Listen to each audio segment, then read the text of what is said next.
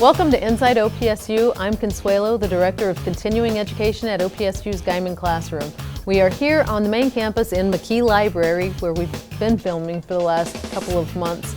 This episode we will talk with Dr. Fulton, Dr. Doris Looper, Dr. Stewart, Coach Russell Gaskamp, and Kim Tuttle. All right, Dr. Fulton, thank you for being here today. Let's go ahead and start. We'll jump into the interview with I know that you've mentioned in the past two of the three major goals that you have are modernizing facilities and making OPSU sustainable. With that, how are you going to do this? Let's go ahead and talk about both of those. You bet. Well, so in order for us to be sustainable, we have to be able to give people reasons to come. And one of the reasons that people don't choose us currently is because of our facilities. And so they love our people, they love our programs, they love where we are, and we get them into some of our facilities and they go, I'm not so sure, I can't do better. And so what we want to do is we want to take away that barrier so they could focus on their education and really focus on the people, because that's what makes us great is our people. And so in my mind, our number one thing is we have to do something with our housing. And so we polled the students. We've asked literally about 1,000 of them, and about 800 of them say that our weakest link, or the thing that they dislike the most, is our housing facilities. And so when I think about what's the next step to make us sustainable, we have to update our housing so that that doesn't become a reason for people to leave. Okay, so how are you going to go about addressing the housing? I'm so excited about this. So we asked the students, and there's a young lady named Sarah Green, and she chaired a committee of our Student Government Association, and they went around, I think, I'm told anyway, to 7 different colleges and universities and looked at all the different housing and what's available. And they came back, and 2 weeks ago they came back with a report, and they said, this is what we think we can do in year 1. And this is what we'd like to see in year 2, in year 3, in year 5. And so I put my head together with some folks that have been very generous to us so far in my time here, as well as the foundation. I understand you're going to talk to Dr. Looper. Yes. Superstar, very much has been, like nobody's going to be able to tell that she's standing right there. Yeah. So Superstar, one of the things that I love about her, she's been committed to us for years and years. And so between the foundation, our private supporters, and what we call Section 13 money, which is sort of state money dedicated to capital improvement projects, I think over the next 60 months we can make all of their recommendations a reality. And so if you can think about a 5-year process, if people continue to support us and invest in us, we'll completely rejuvenate all the housing across campus, as well as I think add about 250 beds. Wow, so do you already have a plan which way you're going to go ahead and start with the implementation? Yeah, it's going to start relatively small. So in the next semester, in my world, we refer to it as a proof of concept. And so we'll go around to every one of our dormitories and create a single room that can show potential donors, that can show the foundation board, and show recruits, this is what our housing will look like in a year. This is what our housing will look like in 2 years, and 3 years, and 4 years, and 5 years. And so they'll be able to see what I'm staying in now isn't exactly ideal, but next year I get a room like this, or in 2 years I get a room like this, or I can move over to the apartments or into the annexes and so forth. So it's really kind of the first step. Mm-hmm. And then my goal is, if we can get the private support to do, essentially put ourselves on a 5-year schedule, 1/3 of the money will come from private donations, 1/3 of the money will come from the university, and 1/3 of the money will come from the foundation. And year by year we'll just gradually improve things. And then you can do things like give better room scholarships, and they become meaningful to students. And if students feel like they're invested in, I really think we can really make a difference. Okay, so are we starting with the dorms?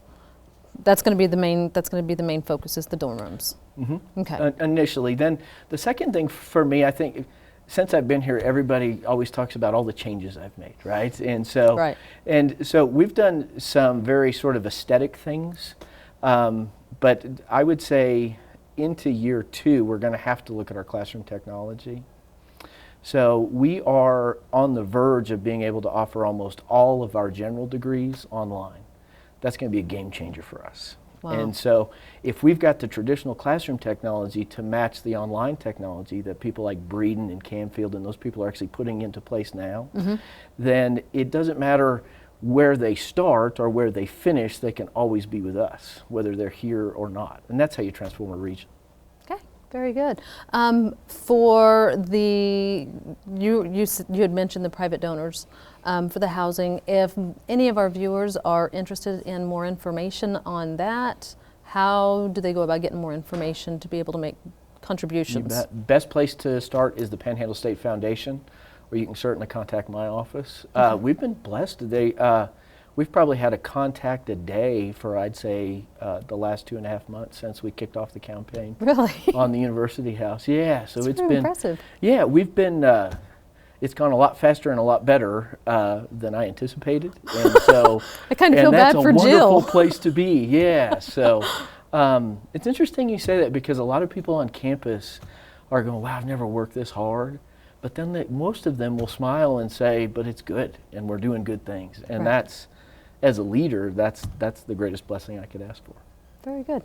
All right, well, thank you very much. Is there anything else that you would like our viewers to know, kind of update where we're at right now? I would say the thing that I'm the most excited about is our enrollment management efforts. And it looks like even amongst some of the changes in athletics and those sorts of things, it looks like we're actually growing. And that's something that's a place we haven't been in a long time, and I want the community to know that we're here for everybody, not just the folks who normally would come. Very good. All right. Well, thank you very much for being here. Thank you. All right. We have with us now Dr. Doris Looper, the Executive Director at Panhandle State Foundation. Thank you for being here very much. I'm glad to be here. Appreciate you asking. All right. Well, let's just jump in. We've not had the foundation on Inside OPSU in the past, so I wanted to start off with the history and the purpose of the foundation, because I'm not sure that a lot of our viewers realize what it is and how it's separate from the university. Well, as far as history, as far back as we can find written records, it was passed around a lot, so a lot of the paperwork was lost. I think people threw it away. But it was actually established 55 years ago. And this was with a donation from Judge Dale. Okay. You have heard the name, I'm sure, from Yes. Guyman. And then, from there, it began to grow. And they developed a foundation board of directors, so there would be somebody to answer to, and it was maintained in the president's office for a long time, and then as it grew a little bit, and probably the presidents got tired of trying to handle it, different people on campus in different capacities kind of served as the monitor or took care of it. So it's rather been a slow growing process, but I believe the first person who actually took over as the executive secretary was probably Dr. Palmer when he retired, and so he handled it for a few years while he was still in Guyman. Then it went to R.D. Schultz, who also had been financial or business manager at the university and had retired, but he was still in the area, so he became the executive secretary. And then when he and his wife wanted to move on, people were not lining up to take the job. But so he called and asked, I'd retired, to see if I would be interested, and so I did, and I have enjoyed it. Probably been doing this for over 15 years now, so it's been quite a journey. Oh, I bet.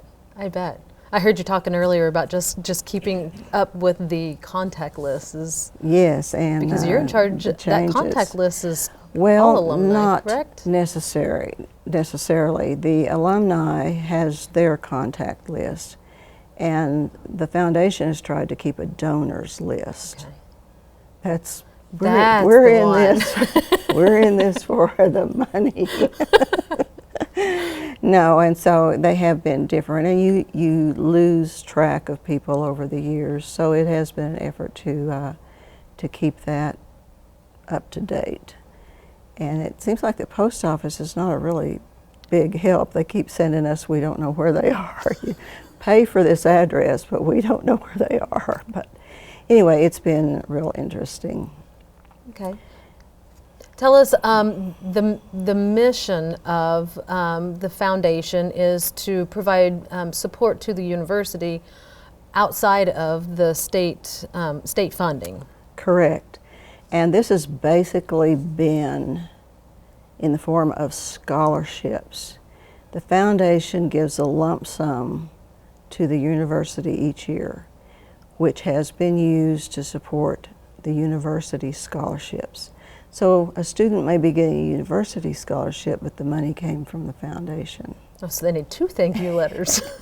You know, that's our purpose, is to raise that money for them. But in addition to that, the foundation also has some scholarships established just in the foundation. And this has been by individuals and groups who have actually set up a scholarship in the foundation. And we have over 250 of those at present. We never know for sure, because sometimes you awarded a student, they don't show up. The alternate doesn't show up. You know how that goes. It's just semantics. But the getting a university scholarship does not preclude you getting a foundation scholarship. You can get both. You can get both, okay. So, you know, one doesn't do away with the other. And we do, you know, we want all students and incoming freshmen to apply, and they should be turned in this year by February the 15th. I was going to say, okay, so the process has been streamlined just a little bit with the online application, correct? We've had that several years. We had that several years to have online, but we have streamlined it so it's just one page, and you just have to fill out one application. Okay.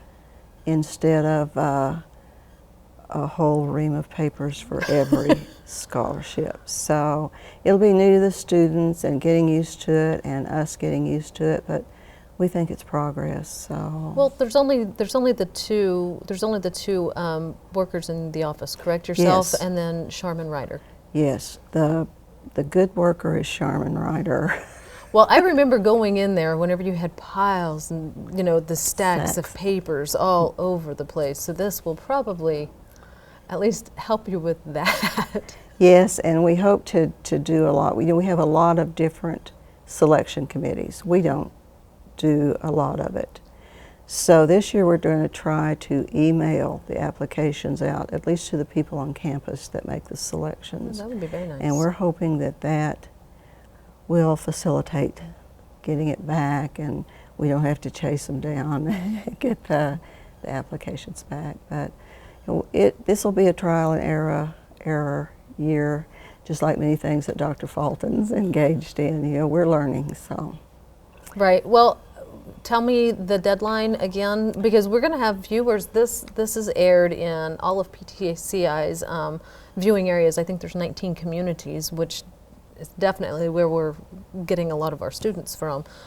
So they can go onto the website, OPSU's website, and click on the foundation link, correct? Yes.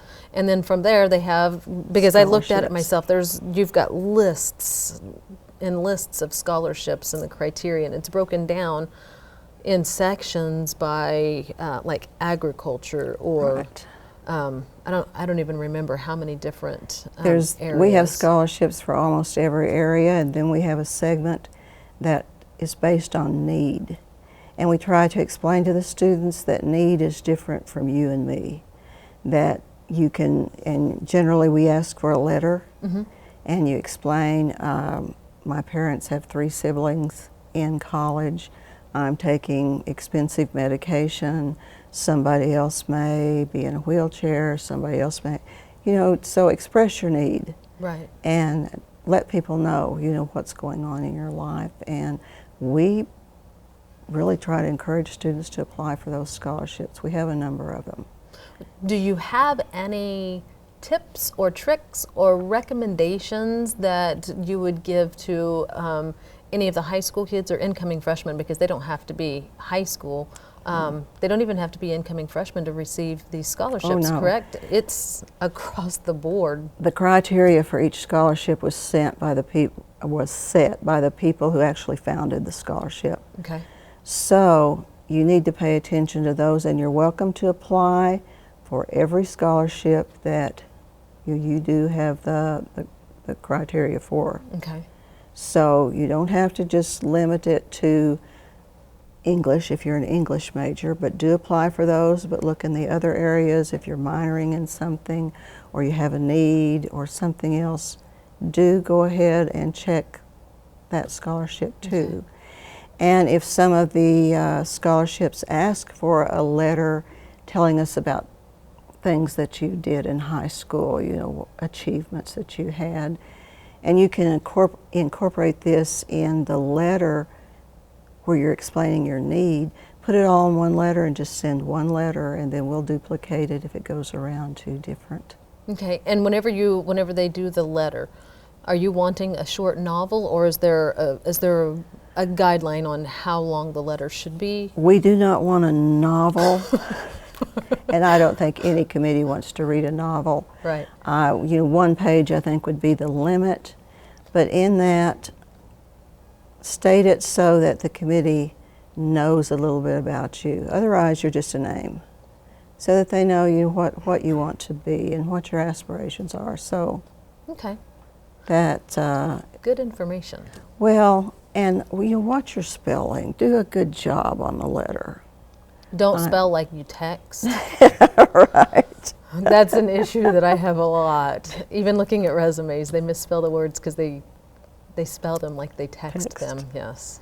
Yes, and sometimes, you know, occasionally, I guess you can get a letter that just has 1 period at the So you need to be careful about things like that. You know, if you really want to, well, maybe you're the ones that are noticed by the committee if you do that, but in the wrong way. So if you would pay attention to that letter, it's a good idea. Okay. There are a few new scholarships because, as you said, there's more than 250 scholarships that are available to the students. What I had sent you an email asking you, please, just if you would like to talk about a few of the newer ones. Those may be, you know, fresh in your mind because of all of the other ones that you've had on there. Can you just tell us briefly about a few of the newer ones? I can, but I just have to tell you about one of the really old ones, which was money that was donated. We have some really old scholarships, but this was donated by a family, and the students have to sign a letter that they're not a communist to receive this scholarship. Really? And you know that it was perfectly fine when it was established. You know, that was a problem, communism, but now I should say terrorism or something. But so it's out of date. So people that are wanting to form a scholarship, set up a scholarship in the foundation, I do recommend that you don't set so many limits that they or make so many things that have to be done that they become redundant in a couple of years or 10 or 20. So that's very interesting. Whenever they establish a scholarship, is there that's the way it is, you know, through we through try the to ages. make recommendations for them, but they can set it up like they want it to be limited to the Texas Panhandle, or they don't care, or you have to ride a unicorn. It's just, that's ridiculous. But we try. But that's up to their discretion. Yes, and they can decide if they want the dean of education to make the selection, or if they want somebody else to, if they want.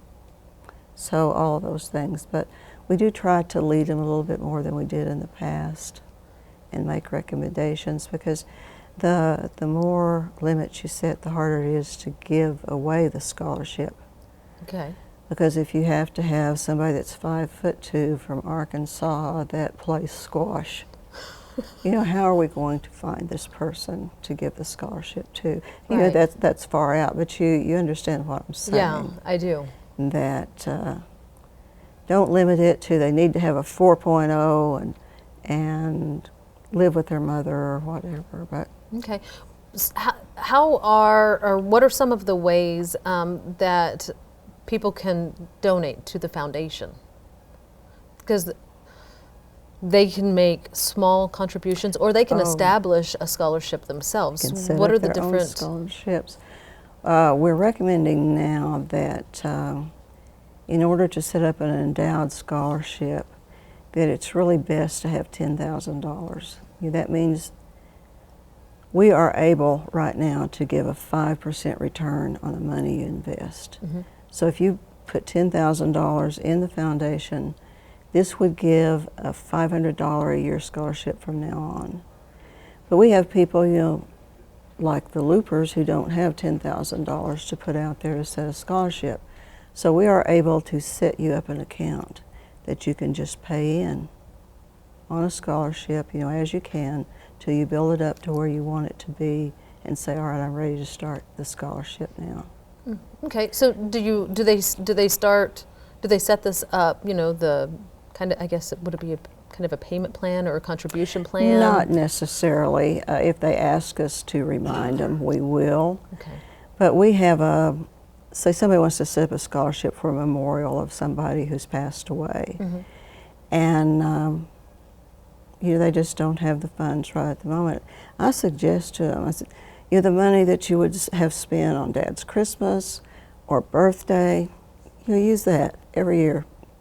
Make a contribution to your scholarship. Okay. Let it grow, and when it gets to where you're satisfied with it, we'll start it as a scholarship. And that can be set up as through like a family, so Right.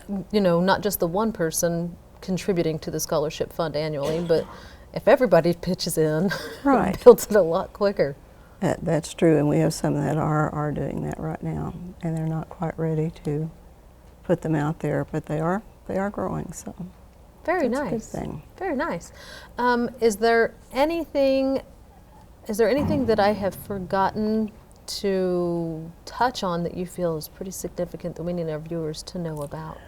Well, you asked what the foundation did for the university. Now, in addition to giving this lump sum of money, and for the 2016-2017 school year, it's around $220,000 that the foundation's giving OPSU.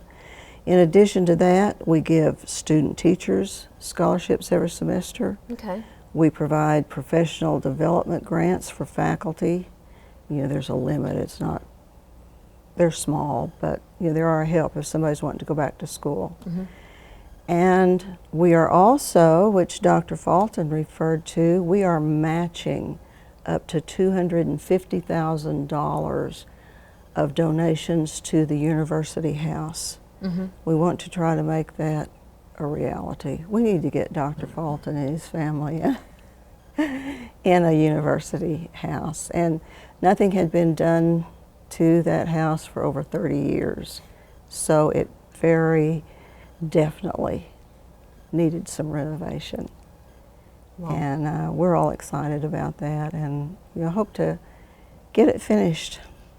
Well, they started Before demolition next year. today, didn't they? Officially? Well, I've heard so many different dates of when they're going to get started that I did see some pickups there today. So Well, that is really, really exciting. and I can't believe it's they're so gonna, profound for the campus. Whenever you're driving in and you see this magnificent home, so it's going to be nice once we get it done. It will, and they are going to use it for events. Mm-hmm. They're going to add on to it, so there will be a place so they can have small gatherings anyway, and that will be a real advantage to the campus. Definitely. Yeah. Tell us a little bit about the new scholarships, please. Well, just a few of the new ones that have been established this year, and just recently is the one for Diane Murphy's husband, Ron Murphy. She is establishing a scholarship in his name and in his memory, and it will go to a Texhoma or Felt graduate. Doesn't necessarily have to be an athlete, Okay. but see people get to do what they want to with their scholarships. Then we have one that recently has been set up by John R. and Jane Murphy, another Murphy. But you all probably don't remember, John R. is the son of Robert Murphy, who taught math on campus a long time ago. And he is retired and setting up a scholarship, and it's for computer science, math, or any other science. People that are engaged in any of those are welcome to apply, and it's a really nice scholarship that they are setting up. Then we have one that the art department's kind of ramrodding, that is for the Paul and Linda Hitch, that will be for art students. And then of course the last but and probably least, there is the Looper Family Scholarship. And we were talking about families, and we're one of those that have built up over the years. And it's taken us a long time to get here, but we're proud to have a scholarship. Well, and we're very, very grateful to everyone who's been able to establish these scholarships for Panhandle State. We are too. We are too. It makes a difference to a lot of students. It really does. With that, would you mind giving our viewers contact information, so if they would like to either call the office, if parents or any college students are wanting to get in touch with you, if they have questions that aren't answered on the website, how do they go about getting in touch? Well, it is OPSU Foundation at opsu.edu. Okay. That is the email, and you can reach us at area code 580-349-1394 or 1392. Okay. So, and we welcome your calls. All right. Well, thank you very much. You're very really welcome. Appreciate you being here. I'm happy to be here. All right, we have with us now Dr. Wayne Stewart. Dr. Stewart, you are the Dean of the School of Education, correct? Correct. Okay, let's just jump right in. You just recently went through it's a reaccreditation process, correct? Okay. Correct. Tell us about this. Because it's not like a small thing. It's like it's a huge process. So much to talk about as far as the accreditation process. This is a reaccreditation. We have been accredited through what was called NCATE, the National Council for the Accreditation of Teacher Education Programs, for years. NCATE switched over to CAPE, which is the Council for the Accreditation of Educational Programs, preparers, something, I don't know, CAPE. And since they made a switch, everything changed. All the standards changed, all the expectations changed. We were one of the first two schools in the state of Oklahoma to go through the CAPE accreditation process. Even after we submitted our report to them, they've changed the requirements twice before our accreditation team got here. We had no idea what to expect. It was just total chaos. Chickasha, USAO, went through this accreditation process in November. We went through it in December, and we survived. We survived very, very well. We did better than what we ever expected that we could do, especially not knowing what was going to be expected and what was going to be, what questions are they going to ask, what do they want to see. We do know that there is a lot of emphasis in the education world now that is transferred away from what we teach, away from what our students here at OPSU can do. The emphasis is now on, after our students graduate from here and get a teaching job, can we prove that the students in the K-12 school are learning because of them? So that's where we had to assess things.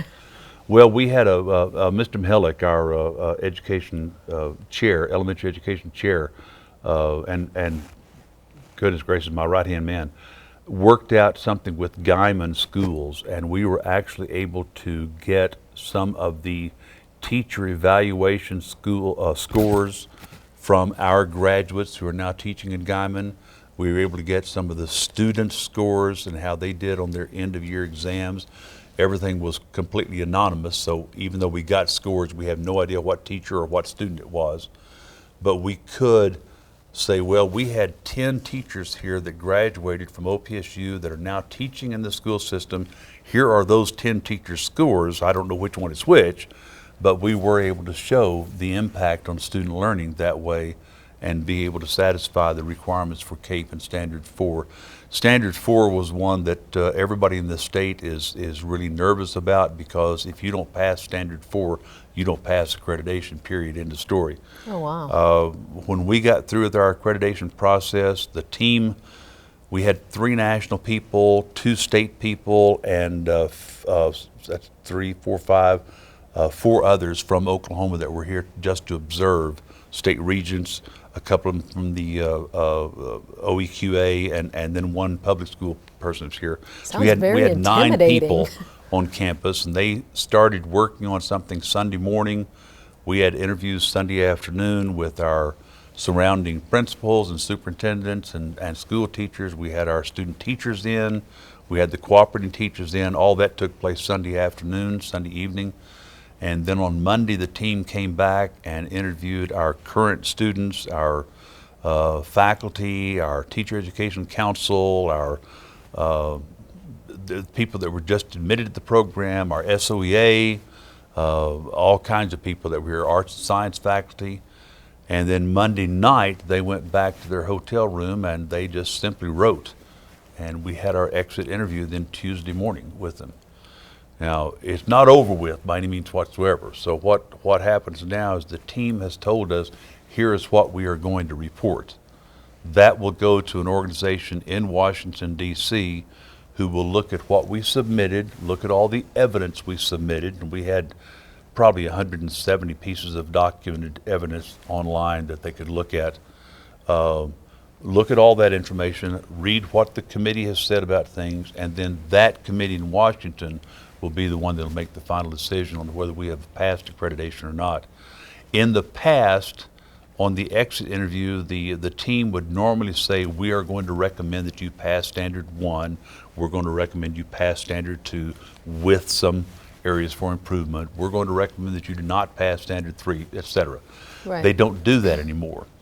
What they do now is they just say, here is what we're going to report to CAPE.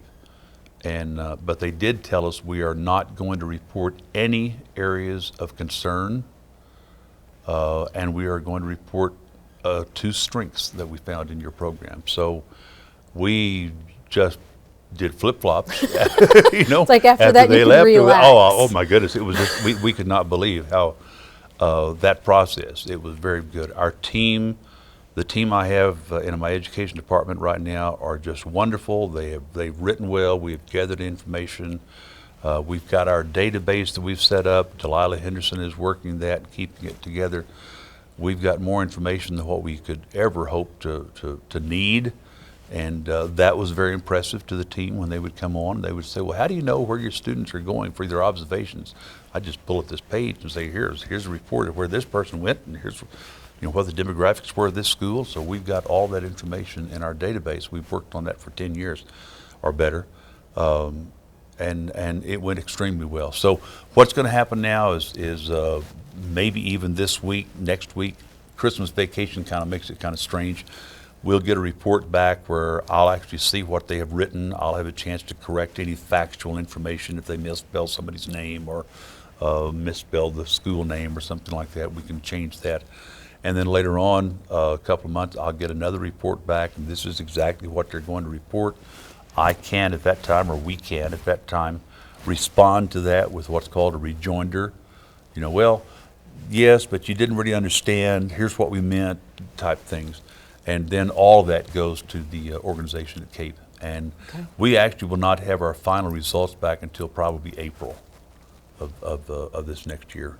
All right, so the next thing I would like for you to talk about is Campus Communications recently released an article talking about the anonymous donation that the Education Department had received. Tell us a little bit, because you got scholarships as well as teaching tools or technology. That is correct.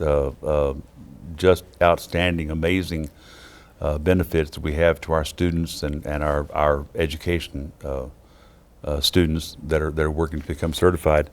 This organization, I know you discussed some things with the foundation just now. They do not work through the foundation. They have their own setup that they've got, and what they are trying to do is they are trying to produce more science teachers, actually. Okay.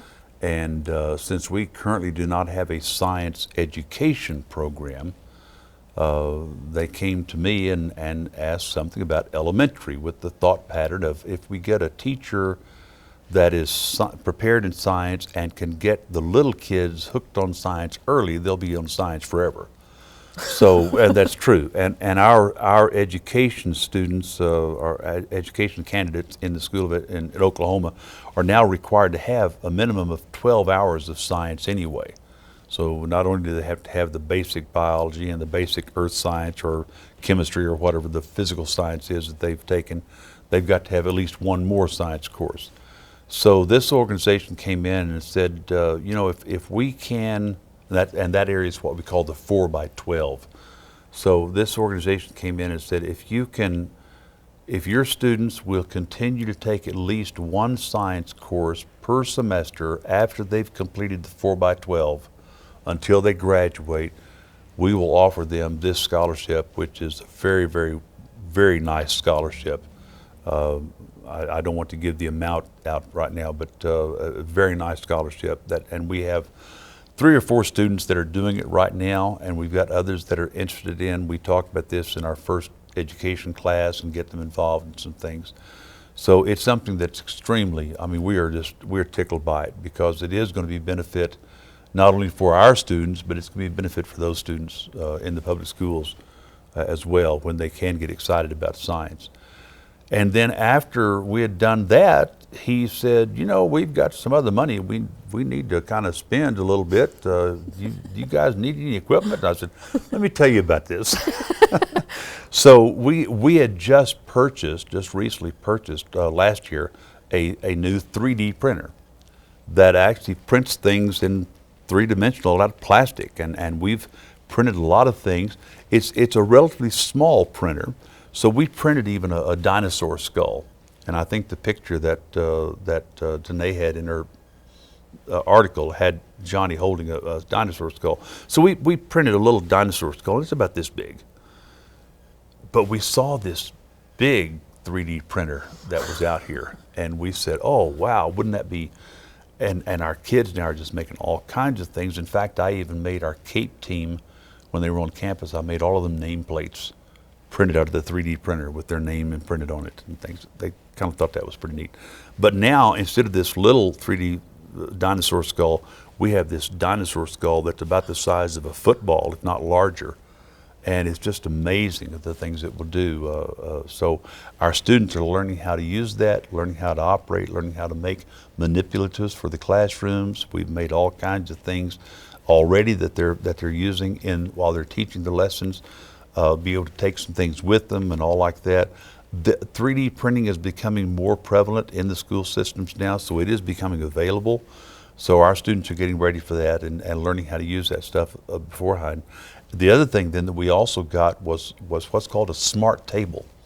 Now, I had to Google this just so you know. I didn't know what it was. I know. Well, you kind of know what a smart board is. We've heard of smart boards. The smart boards are a projection board that you can actually go up and use your hands and move things around and write on it and draw pictures on it and turn this picture upside down and things like that. This is actually a smart table, and it's about the size of a coffee table, and it's about 30 inches high, 26, 30 inches high. So it's about kind of a kid size thing, elementary student size. But what it is, it's an interactive board that's on the table that up to 6 or 8 people at the same time can be working on this thing and doing things on it. The example that I like to use is let's assume that we have this board and we have just placed 100 numbers on this board, 1, 2, 3, 4, 5 through 100. And then we have a big circle drawn over here that says even, and a big circle drawn over here that says odd. And we tell the students, sort the numbers. Well, now you've got 8 kids all reaching out here at the same time, pulling these numbers back and forth until they get all the numbers in the even side and all the numbers on the odd side. And then it goes, do-do-do-do-do-do, you know, type thing. it is just absolutely fascinating to watch, and the students, even our students, are just drawn to this just to play with it. But to see the things that they can do with this, and the ability to use this in the classroom and all, it's just fantastic. And we've done some research. There's a few other schools in Oklahoma that have got some of those now in the public school systems. They are still growing some in. So Right. again, our candidates are going to be ready for this program as soon as they graduate, ready to go to work. Very good. Yeah. Well, we definitely want to make sure that we thank this anonymous foundation. Absolutely. You know who you are. Absolutely. We really appreciate that, especially, just keeping the teachers, with the cutting edge technology. That's wonderful. So That's great. we really appreciate that. We do. Thank you very much for being here. If any of our viewers, if they have any questions regarding the School of Education, how do they get in touch Certainly. with you? First of all, look at the OPSU website and select under academics, select education. You'll find more information there than what you'll ever want to know. My contact information is on the website, but you can also email me at rwstewart@opsu.edu, and I'll be glad to answer any question we can. We are striving to produce quality teachers for the classroom. All right. Very good. Thank you for being You're here. more than welcome. Thank you. All right, we have with us now Coach Russell Gaskamp, head football coach. We'll just jump into this because I tried to prepare a few questions in advance, that way I didn't mess this up. But one of the big things was one of your achievements this year. You were awarded, let me get it right, the Collegiate Effort Award. Tell us a little bit about that. Yeah, I was through an entity called Keep Oklahoma Beautiful. Our team has been very involved since we've been here in community service and giving back. And one of the things we talk about with our guys is that, if you want people to care about you and be involved with the football program, you need to be involved in the things that in the community and become part of the community and be involved with the different things that are going on. And one of those ways is giving back. I want our guys to appreciate, what a great opportunity that they have, and when they give back in the community and they're involved with different projects, and like they have been for the last 4 years, it's a great opportunity for them. Really makes them appreciate, what they have here and the opportunity to go to school, and that their family loves them and does those things to be able to help them go to college and play college football. And so we got a great group of kids here, and they've really bought into the things what we've asked them to do.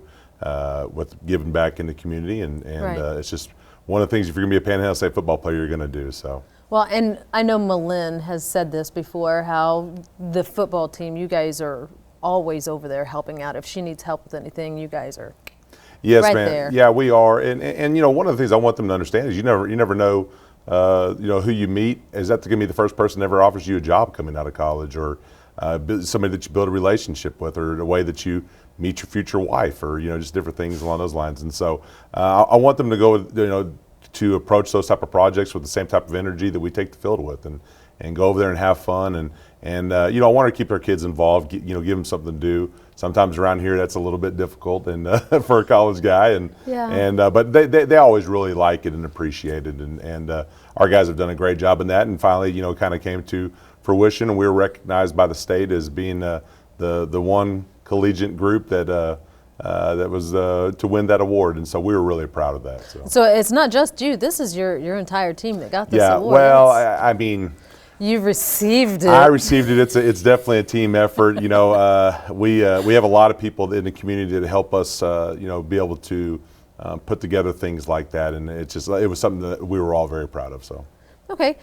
This year, your football team has definitely, they have enjoyed a massive amount of support with the tailgating.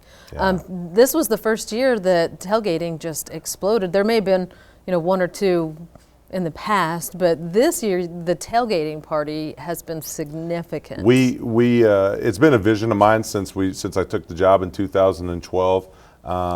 We've had amazing support from Dr. Fulton in this area that we want to build a game day environment that any school would be proud of, and we were able to build our pathway of pride, which I know we'll talk about here in a minute with the fundraising stuff. But Right. But part of doing that was to get a centralized area that everybody could go and hang out and have a good time prior to the game. We were proud that we were able to do that. We sold out every spot this year in doing that. We plan on trying to double the size of that going into next year. And you know, a college football game in itself can be kind of long and boring. And so, you know, we want it to be something that you can bring your family to, have a good time, have a lot of events prior to the game, and something that the alumni can be proud of. And then, you know, there's a great feeling for our guys as they take the field and they walk down that pathway of pride with people slapping, high-fiving them and telling them good luck, and just the amount of energy around the stadium is great. I was going to say, you know, it was pretty electric whenever you were in there. I mean, it was a wonderful atmosphere. I don't know how much you got to enjoy the tailgate, but it's for our kids and our alumni. So, and but like I said, it was a vision of mine for a while to do, and we saw that materialize this year. I thought it got off to a great start. Well, you were at some of them. Yeah, I was. So I thought it got off to a great start, and I think it will be something that will continue to grow and grow. So. Well, I hope so. And one other thing about it too, you know, our biggest weekend for recruiting, we had about 25 local kids in the area, and they're like, man, what a great atmosphere. They're like, we've been to WT's pregame, and we've been to Midwestern and schools around this area, and like, this was the best one we've been to. So that goes a long way with the recruiting part too, to be honest with you. Very good. With all of the changes that are happening, taking place across campus, you have a vision for Carl Wooten Field at No Man's Land Stadium. Yes, ma'am. Tell us about the Pillars of Pride as well as the Pathway of Pride. Is it Pathway or Path of Pride? The Pathway of Pride. Okay. So that's what it started off in our tailgating area. We built a walkway that goes through there. We want it to be kind of ceremonial in nature, but each one of the bricks that's in that is, are able to be bought by anybody that has any vested interest in not only OPSU football but OPSU athletics. We've probably sold 175 to 200 of the 400 possible spots already. Oh wow, that's pretty good. Yeah, it is, and part of that project, along with the Pillars of Pride, are all just things that we're using them to aesthetically improve the area. We want it to be an area that people are proud of, and also to make some some upgrades to the renovations to the area that really need to be done. And so it started with the Pathway of Pride, and we still have several spots still open for that. People are using it in all kinds of different ways. Great Christmas presents, birthday and graduation, and just all kinds of things along those lines. And it's something that the people have been really proud of. I mean, you get there prior to the game and everyone's looking for their brick, and they're going there and they're showing their friends and stuff like that. And so that's been great. The Pillars of Pride in our stadium was part of the initial renovation to the east side of the stadium. What we wanted to do is, it's an area that needs some upgrade, and there has not been any major renovation done in the stadium in a while. And I think it's the first phase of probably 3 or 4 phases that's going to happen into the stadium. Okay. And so we redid the whole east side of the entryway. There's 11 pillars there right now that have, again, same deal, some businesses, some people that use in memoriam. There's been a lot of just different reasons why people want to be a part of that. And what that is we don't have a chance for this thing to get significantly better without having our whole football team around. When I say the whole football team, I mean the community, the alumni, all those things. And so it's an opportunity for them to give to the program to help us build build and renovate the stadium. Right.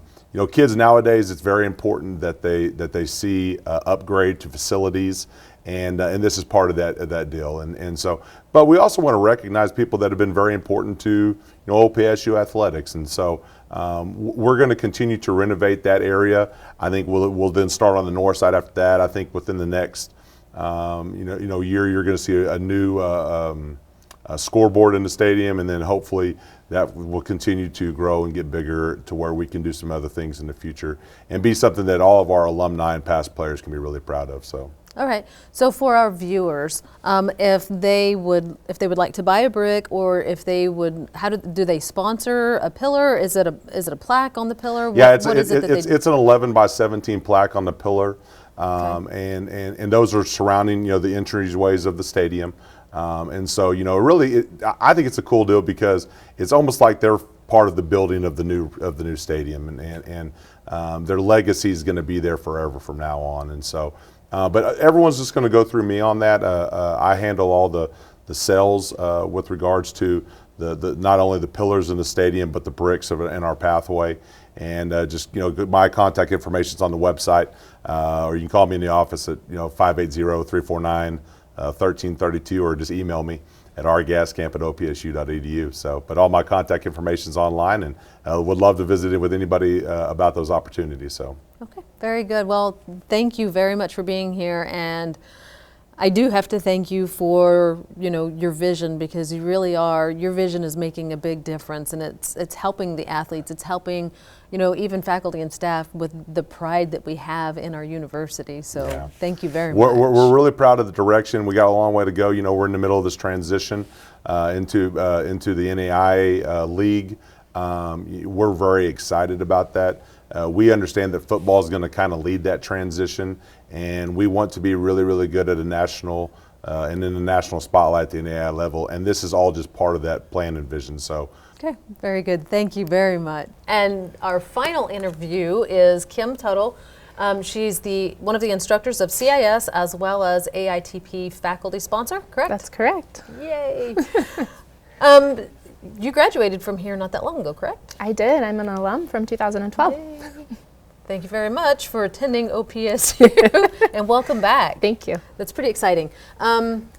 Now that you're back, you are, like you said, the instructor of CIS. AITP is kind of a big deal, and I mean, you're teaching these students as well as being the faculty sponsor. Tell us about AITP. They just went to a competition in November, or was it October? October. October. Tell us about AITP. So, AITP stands for the Association of Information Technology Professionals. So, of course, we like to shorten it and call it AITP. It's much easier. But basically, any of the IT professionals, it's a nice network to be involved with. So we go to a regional and a national contest every year. Regionals is typically in October. So Amarillo College hosted this last time, and we were co-hosting with them, so that was really neat for us. Of course, you could imagine if we would host at actual OPSU. We don't quite have the infrastructure to host that. So Amarillo College, we partnered with them, co-hosted our regionals. And out of the 9 contests this time, we took home first place in 3 of them. And so that was really exciting. Just great for the students to get out there, get first place. Then we also took home 3 honorable mentions and 2 top 10s with PC troubleshooting. And so it was neat for me to be on the faculty side this time, because before as a student I was out there competing. So I got to be there on the faculty side and see our students winning. I can't take all the credit because this is my first semester as the advisor. So Diane Murphy, she let me inherit a great AITP group, computer programming team as well. So with regionals happening in October, we'll be preparing for nationals to be in April. Every year nationals is in a different location. They've gone kind of all over, but this year it'll be in St. Louis, Missouri. Oh, fun. And so that'll be the first weekend in April, the 6th through the 9th. And the neat thing for the students with AITP is this is their spotlight. They get out there, there's job fairs, so there's different organizations that sponsor. So USAA is a big one, State Farm is usually there, and it's a chance for these students to bring their resumes and get interviews on the spot. And so we have several alumni who work at USAA because of our regional and our national competitions, going there and competing and then networking as well. Oh, wow. Can you give us some perspective from being on the student side to being on the faculty side of AITP? Well, it was much easier to be on the faculty side because there was no competition involved, but it was more nervous in the aspect that, you're wanting your students to do well, make sure they have all the right tools necessary, make sure their laptops are working, they have the right software, and so you're there more as a support system instead of being the one in the chair competing. But being in the chair, you have that inside scoop. It's like, okay, we got to make sure all of this is good for these students. Nothing can go wrong for these students. Mm-hmm. That's exactly, yeah. So we even had a little malfunction at the beginning with the Wi-Fi not connecting, and it was a quick learning for them to go and fix it. You're kind of like the cut guy, the cut man in the corner. Right. So it was awesome, though. It was really neat. It was kind of like, oh, I used to be competing, and now I'm here supporting them. So it's really neat to be in those shoes. So you're still involved, though. That's exciting. Mm-hmm. You got 3 first place. So what were the 3 first? What were they for? Yep. So we took first place in network design. It was Travis and Elias Pitterly, so they're brothers. And then we took first place in database design, and that was Cole Tolbert and Elias Pitterly. And then we took first place in Office Solutions, which was Cale Curry and Martin Gerardo. Okay, tell us about these competitions. So just pick one and let our viewers know what this competition is like. Sure. From the student's perspective. We'll just take the first one, the network design. So when they walk in, they're handed a problem statement. They have approximately 3 hours to work on it. And they're usually competing against about 20 to 30 other teams from other universities. And it's a real life problem statement of build us a network. You know, we have a business and we're looking to expand, and maybe we're going to be in different towns, or maybe we're in the same building, but build our network out for us, show us what we need, estimate our costs. And so they put together all of that in a nice pretty package and submit it as a document to be judged. In 3 hours, and this is standard. I mean, this is not, this isn't just like, oh, the heat is on because you're a student. This is really what it's like. And so that was the neat thing, if any of you read the article in the Panhandle magazine, that Travis and Eli were attesting kind of some of their success to their real life hands-on experience. So we have strong partnerships with the businesses in the Panhandle, but we have 2 official internships with TCEC and PTCI. And so our students go out, they can get college credit for an internship, but it's also that hands-on experience that goes on a resume for them. And both of them said having the jobs around the Panhandle, having that hands-on aspect really helped them do well in their contest. Very good. That's nice. Joe had mentioned earlier that, you know, really working on those internships, so there may be other opportunities. So if Absolutely. Go ahead and take the opportunity to put the plug out there for if there's a business that is interested in you know, getting interns in. We have several internships in the working, and our 2 official ones, like I said, were Tri-County and PTCI. But we always have people reaching out to us for references if they're looking for somebody to do computer work for them. One of our ongoing fundraisers every year with AITP is a computer repair, and so it's donation based. And a lot of times it's just the students on campus that bring it in. We don't do a ton of advertising for it, but we'll get faculty and the community of Goodwill bring their computer by, check it in, and then our AITP members get their hands-on experience there as well. They'll volunteer to come by. We let them know that we've got a computer checked in, something's wrong with it, and so if they have questions, they'll follow up with the user, see what they can do to get it fixed. How busy are the students with this? I mean, if you're not advertising and you're getting a lot of actually it's surprising. We get about 2 computers a week, which keeps them busy. And of course we could always use more for the fundraising aspect. But from like the 90s, you can get that thing running for me? It can be little things like virus cleanup that they need, or sometimes they need their operating system. Several computers upgraded to 10 and people wanted Windows 7 back, and so they bring all their materials by and we'll get it fixed for them. Okay. You mentioned fundraisers. What are some other activities that AITP or PBL, are there any kind of activities, you know, on the horizon for them, like fundraisers or ways for people to invest? We're working together with PBL to have a partnership to start creating an annual fundraiser that happens every year. And so we're looking, we're still putting together the details for it, but we're looking to have something in February partnered with PBL and AITP.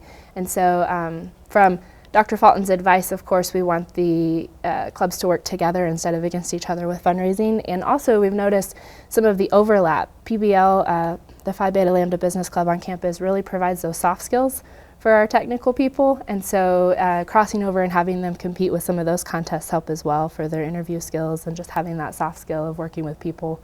And so we're partnering with them to put together a fundraiser in February that we hope is going to turn into an annual fundraiser. So it involves like chocolate and wine pairing, but we don't have our date set or any of that type of stuff, but hopefully you'll hear more information soon. Well, don't you worry about that, Kim, because you can always come back to Inside OPSU. Is there anything that I might have forgot about AITP? When are they going to the national competition? They'll be going to nationals the first weekend in April, the 6th through the 9th.